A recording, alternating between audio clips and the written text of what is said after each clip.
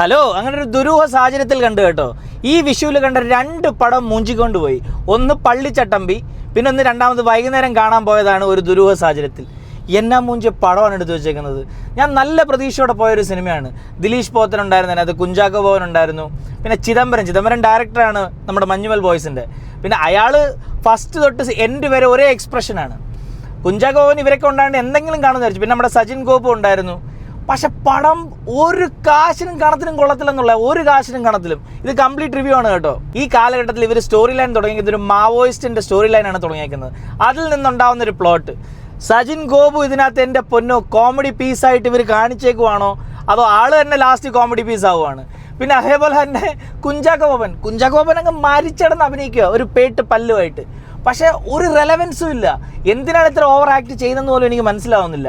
ആ ഒരു ക്യാരക്ടർ ലാസ്റ്റിൽ വന്നിട്ട് പ്രാന്തനാവുന്നു. പിന്നെ ജാഫർ ഇടുക്കി ഒരു ഹെയർ കട്ടൊക്കെ വെച്ചിട്ട് ട്രെയിലറൊക്കെ കണ്ടില്ലയോ, അതേപോലെ തന്നെ ഇതിനകത്ത് ഒരു റെലവൻസും ഇല്ലാതെ ചിലയിടത്ത് വന്ന് ചില ഡയലോഗുകൾ അടിക്കുന്നു, ചില പോലീസുകാരടുത്തൊക്കെ വന്ന് സംസാരിക്കുന്നു. പക്ഷേ ഇതിനൊന്നും ഒരു റെലവൻസ് ഇല്ല സിനിമയ്ക്കകത്ത്.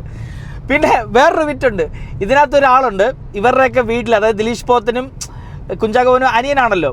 അപ്പോൾ ഇവരുടെ വീട്ടിൻ്റെ തൊട്ട് മേളിൽ ഒരു മരത്തിൻ്റെ മേളിൽ ഒരാൾ താമസിക്കുന്ന ഒരു തോക്കുമായിട്ട്. എന്തുകൊണ്ട് അയാളുടെയൊക്കെ റെലവൻസ് എന്ന് എനിക്ക് മനസ്സിലാവുന്നില്ല. അതേപോലെ തന്നെയാണ് കുറേ കാര്യങ്ങളുണ്ട് ഈ സിനിമയ്ക്കകത്ത്. പിന്നെ ഒരു വിലയും കൂലി ഇല്ലാത്ത കുറേ ആക്ടേഴ്സ് ഉണ്ടല്ലോ. അതേപോലെ തന്നെ പൂജ ഇതിനകത്ത് ദിലീഷ് പോത്തൻ്റെ വൈഫായിട്ടാണ് കാണിച്ചേക്കുന്നത്.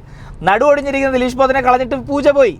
പൂജയുടെ ഒരു മോനും ഉണ്ട്, അയാൾ ചാവാൻ വേണ്ടി വെയിറ്റ് ചെയ്യുവാണ്. മനസ്സിലായില്ലേ? എന്തൊക്കെ കഥയാണോ.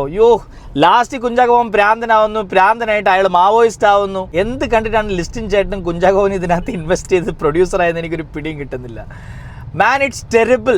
To be honest with you, it was terrible. ഇതിൻ്റെ ഡയറക്ടർ മിസ്റ്റർ പൊതുവാളാണല്ലോ. ആ 2 പടം എനിക്ക് അത്യാവശ്യം തിരക്കേടില്ലാതെ ഇഷ്ടപ്പെട്ടൊരു പടമാണ്. നമ്മുടെ ആൻഡ്രോയിഡ് കുഞ്ഞപ്പനും പിന്നെ നമ്മുടെ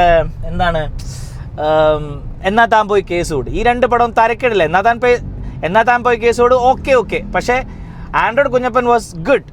അപ്പോൾ നമ്മൾ ഇതൊക്കെ പ്രതീക്ഷിച്ചാണ് പോകുന്നത്. ഇതേപോലെ ഒരു ബ്ലണ്ടർ നമുക്ക് കിട്ടുന്നത് നമുക്ക് അറിയത്തില്ലല്ലോ. മ്യൂസിക്കൊക്കെ കുറച്ച് ഹോളിവുഡിലൊക്കെ കുറച്ച് അടിച്ചു മാറ്റിയിട്ടുണ്ടെന്നാണ് എനിക്ക് തോന്നുന്നത് കേട്ടോ.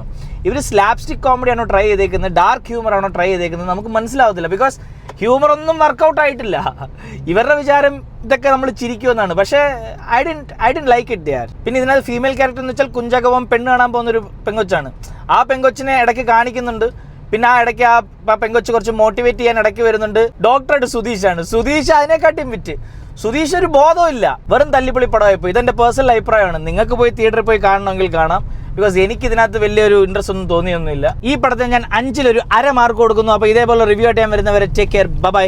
മുംബൈ കാ മല്ലു ഫ്രം കൊച്ചി.